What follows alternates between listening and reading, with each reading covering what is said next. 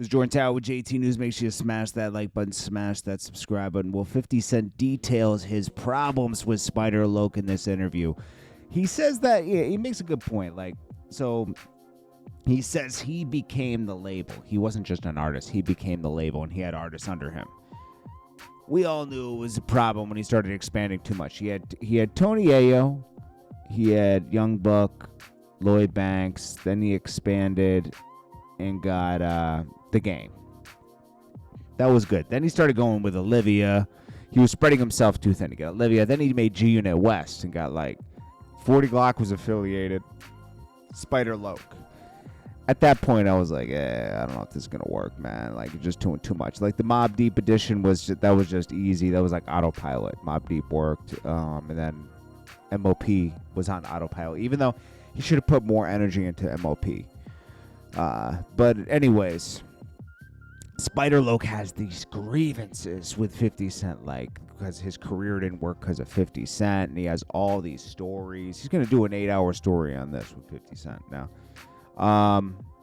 Certain things Spider Loc says about West Coast politics makes sense, but the whole thing with 50 Cent, it was you were lucky that that's what got you known, and 50 Cent said, I can't make people like your record.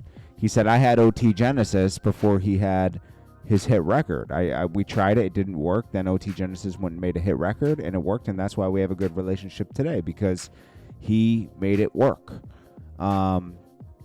Spider Loc I'm sorry to say this, but he cries all the time about this, when it's really you just got it. He had one record. It was called Beautiful. That was a good record. He should have really put money behind that record, or found someone to put money behind that record. If 50 Cent wasn't going to put the money up, he should have gone to indie label to try to get it pushed harder. But that was his record right there. I remember Dan the Man did the video too. It was really good. Jim Jones is desperate to be a young boy again, doing records with Dusty Locane and other people, and trying to sound. It's kind of weird, I'm gonna be honest.